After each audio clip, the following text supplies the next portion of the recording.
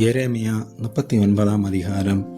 யூதாவின் ராஜாவாகிய சிதேக்கியா அரசாண்ட 9ஆம் வருஷம் 10ஆம் மாதத்திலே பாபிலோன் ராஜாவாகிய நேபுகாத்நேச்சாரும் அவனுடைய எல்லா இராணுவமும் எருசலேமுக்கு விரோதமாய் வந்து அதை முற்றுகை போட்டார்கள்.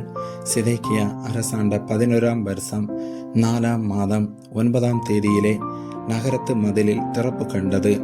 அப்பொழுது பாபிலோன் ராஜாவின் பிரபுக்களாகிய நர்கல் சரேத்சேர், சம்கார் நேபா, சர்சேகிம், ரப்சாரிஸ், நர்கல் சரேசேர், ரப்மாக் என்பவர்களும் பாபிலோன் ராஜாவின் மற்ற எல்லா பிரபுக்களும் உட்பிரவேசித்து நடுவாசலில் இருந்தார்கள். அப்பொழுது யூதாவின் ராஜாவாகிய சிதேக்கியாவும் சகல யுத்த மனுஷரும் அவர்களை கண்டபோது ஓடி ராத்திரி காலத்தில் ராஜாவுடைய தோட்டத்து வழியே 2 மதில்களுக்கு நடுவான வாசலால் நகரத்திலிருந்து புறப்பட்டு போனார்கள். அவன் வயல்வெளியின் வழியே போய்விட்டான். ஆனாலும் கல்தையருடைய இராணுவம் அவர்களை பின்தொடர்ந்து எரிகோவின் பூமியில் சிதேக்கியாவை கிட்டி அவனை பிடித்து அவனை ஆமாத் தேசத்தின் ஊரானாகிய ரிப்லாவுக்கு பாபிலோன் ராஜாவாகிய நேபுகாத் நேச்சாரிடத்தில் கொண்டு போனார்கள். அங்கே இவன் அவனை குறித்து தீர்ப்பு செய்தான். பின்பு பாபிலோன் ராஜா ரிப்லாவிலே சிதேக்கியாவின் குமாரரை அவன் கண்களுக்கு முன்பாக வெட்டுவித்தான். யூதா பிரபுக்கள் அனைவரையும் பாபிலோன் ராஜா வெட்டி சிதேக்கியாவின் கண்களை கெடுத்து அவனை பாபிலோனுக்கு கொண்டு போக அவனுக்கு 2 வெண்கல விலங்குகளை போட்டான். கல்தேயர் ராஜாவின் அரண்மனையையும் ஜனத்தின் வீடுகளையும் அக்கினியால் சுட்டெரித்து எருசலேமின் மதில்களை இடித்து போட்டார்கள். நகரத்தில் தங்கியிருந்த ஜனங்களையும் தன் பட்சத்தில் ஓடி வந்து விட்டவர்களையும் மீதியான மற்ற ஜனங்களையும் காவர் சேனாதிபதியாகிய நேபுசாரதான் பாபிலோனுக்கு சிறைகளாக கொண்டு போனான்.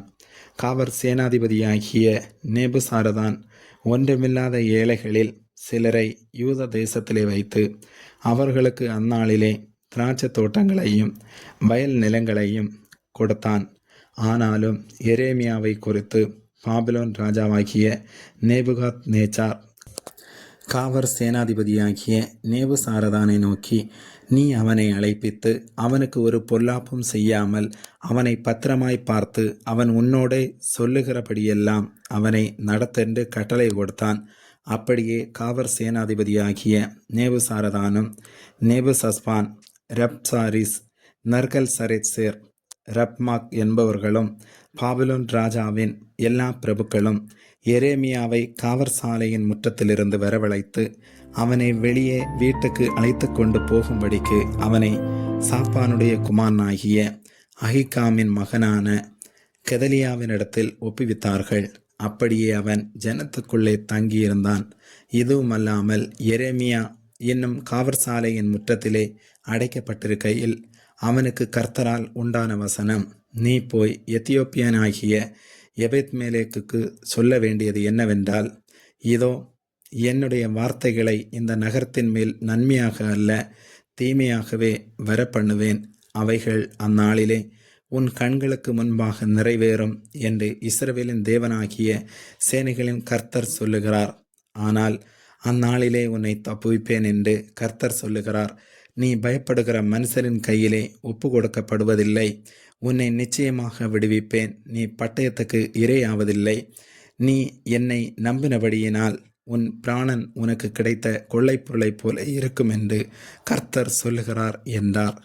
ஆமீன்.